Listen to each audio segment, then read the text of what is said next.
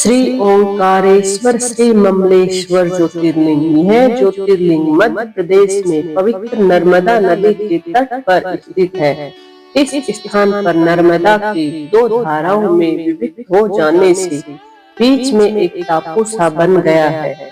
इस टापू को मानधता पर्वत या शिवपुरी कहते हैं। नदी की एक धारा इस पर्वत के उत्तर और दूसरी दक्षिण होकर बहती है।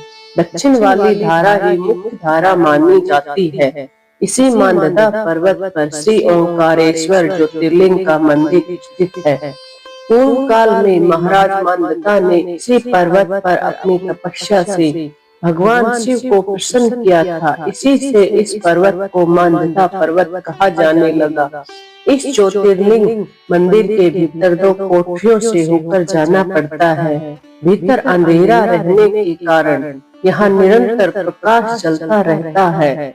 ओंकारेश्वर लिंग मनुष्य निर्मित नहीं है, स्वयं प्रकृति ने इसका निर्माण किया है। इसके चारों ओर हमेशा जल भरा रहता है। संपूर्ण मानधता पर्वत ही भगवान शिव का रूप माना जाता है। इसी कारण इसे शिवपुरी भी कहते हैं। लोग भक्ति पूर्वक इसकी परिक्रमा करते हैं। कार्तिक पूर्णिमा के दिन यहाँ बहुत भारी मेला लगता है। इस ओंकारेश्वर ज्योतिर्लिंग के दो स्वरूप हैं। लिंग के दो स्वरूप होने की कथा पुराणों में इस प्रकार दी गई है। एक बार विंध्य पर्वत ने पार्थिव अर्चना के साथ भगवान शिव की 6 मास तक कठिन उपासना की। उनकी इस उपासना से प्रसन्न होकर भूत भावन शंकर जी वहां प्रकट हुए। उन्होंने विंध्य को उनके मनवांछित वर प्रदान किए। विंध्याचल की इस वर प्राप्ति के अवसर पर वहां बहुत से ऋषिगण और मुनि भी पधारे। उनकी प्रार्थना पर शिवजी ने अपने ओंकारेश्वर नामक लिंग के दो भाग किए। एक का नाम ओंकारेश्वर और दूसरे का अमलेश्वर पड़ा।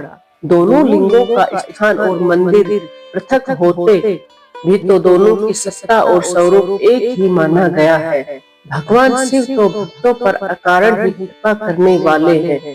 फिर जो लोग यहाँ आकर उनके दर्शन करते हैं, उनके सौभाग्य के विषय में कहना ही क्या है। उनके लिए तो सभी प्रकार के उत्तम पुण्य मार्ग सदा सदा के लिए खुल जाते हैं। धन्यवाद।